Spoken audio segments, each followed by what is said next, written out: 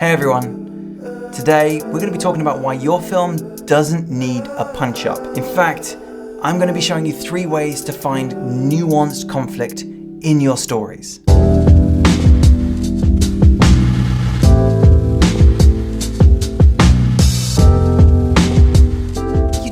You don't need an argument or someone holding a gun up in front of someone to show conflict. There are so many ways that we can show awesome, nuanced, creative conflict, which really elaborates on the themes and concepts of your films. Very early on in my filmmaking career, while I was still at university, I wrote a script about 2 boys who have to save their father from an interdimensional demon. Now, that film sounds like it has lots and lots of conflict. However, I kept getting notes back from my lecturers about the fact that it needed more conflict. Now, I didn't really understand at the time what that meant. I didn't really understand how to inject more conflict into my script. Ultimately, what ended up happening was I carried on writing and adding to it and thinking that I was solving the problem by adding more action to the film, but I really wasn't answering the core issue, which was real character-based conflict that just didn't exist in the script. So ultimately, the script has never been made. Maybe one day I might go back into it and rewrite it, but for now, let's go over what I learned. Let's just say, for instance, you are going to explore racism in your next film.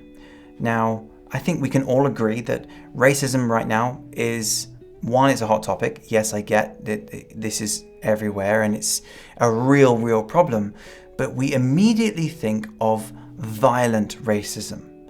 But there is so much more nuance to racism, and I think there is so much more to explore in this topic than I think a lot of people immediately recognize when they think of racism as the problem that we want to discuss. You do have to be very specific when it comes to what you're trying to explore in your themes and ideas in your films. The more specific you are, the more effective your argument can be through the film. Say you've got 2 people who meet in a room. So let's just say you've got one person who is from a multicultural hotspot. They've grown up around people of very different backgrounds, religions and ethnicities, and it's very normalized for them.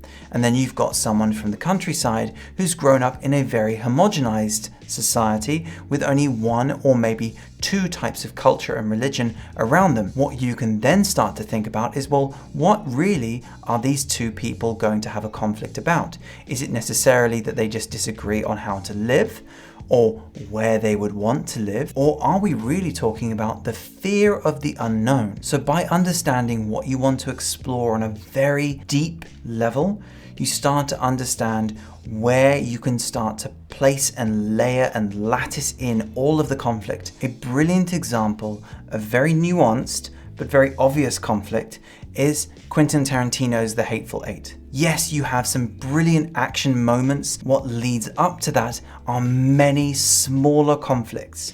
Conflicts of belief, conflicts of religion, conflicts of background. So, all the way through the film, each of the characters vie for their own version of control, and they do this through various actions which come into conflict with other people's beliefs and flaws. And what's really interesting here is each of them are a protagonist and antagonist in their own stories. So we've got a great bubbling, melting pot of conflict constantly going as each character interacts with one another, causing new conflict under the surface, as each of them attack, knowingly or unknowingly, each other's own beliefs. And by doing so, he gets to explore how each of them live and believe in their own version of masculinity. I know many of you probably already have your gunfight and the punch-up in your film, and that's fine. They're great. They can be an incredible catharsis for your characters. But always look at what the build-up to that punch-up or to that gunfight is. Is there anything which makes us feel like people have been attacked? There's conflicts under the surface that has pushed people to this violence. So you can actually start to feel like the characters are justified in their actions, justified in this extreme reaction to one another. So if you go back to my previous episode, we were actually looking at what your protagonist's weaknesses and flaws are. Make sure that your antagonist has the ability, the innate ability to attack the exact flaws and weaknesses in your character. In this way, you're making it always feel that no matter the situation they're in, if they sat at a table having a coffee or they're in the middle of a gunfight, they never feel safe because their weakness is being targeted. So let's just say, for instance, my protagonist has the belief that he is the smartest person in the room at any given time. Well, a brilliant antagonist would be someone who can prove that maybe they're not as smart as they think they are. This could be done in a myriad of ways, but you understand therefore that your antagonist doesn't necessarily have to be smarter than your protagonist, but they are able to work out ways to make your protagonist think that they are not the smartest person in the room, or reveal the weak areas of their intellect or knowledge to a room filled with people. Or what if your protagonist believes that success is found in owning everything that he wants?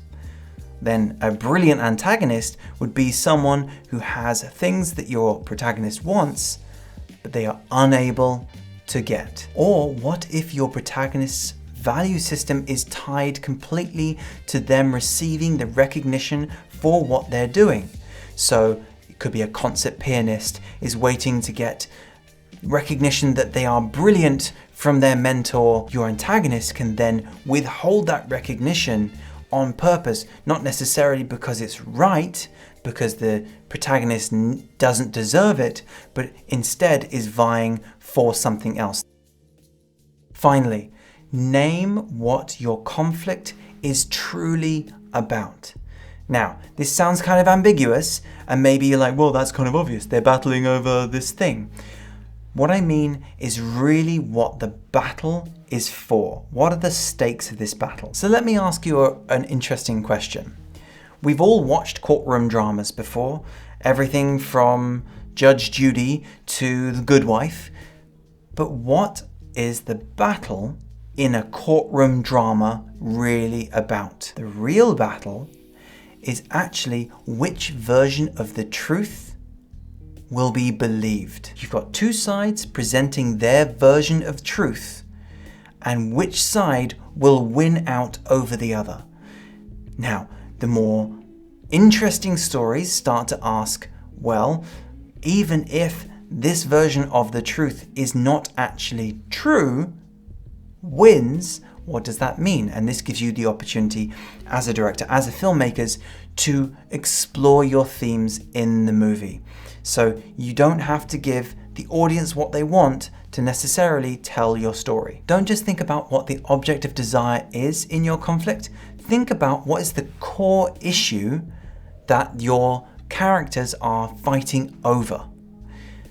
Define that, and that can be your guiding light so you can make sure that each action and interaction is not only motivated by your characters, but also by the conflict itself. What are they battling over? Here's a pro tip for you. Take the two characters that you have, that you understand completely through and through. You've given them their flaws, you've given them how they're going to attack each other, and you've given them both a goal to achieve by the end of the film, but put them in very unusual situations that are not in your film and see how these two characters are going to play out this situation. Write it down roughly. You don't have to create an entire script over this, but it can really give you some interesting ideas on how the characters might act and interact. So in review, number one, what is the theme of your film? What are you trying to explore? Now, make sure that's integrated into your characters, and make sure the characters' opinions and perspectives on that are as far apart as possible. Explore your characters fully. Find out what their flaws are. What's the issues that they have holding them back? And now make sure that your antagonist can attack them in ever more dastardly ways. What are your characters ultimately fighting over? What is the core principle of their conflict? Name this as succinctly as possible and use this as your guiding light for all of the actions in the film. Thank you so much for joining me today. If you enjoyed the content, don't forget to hit subscribe and the bell icon.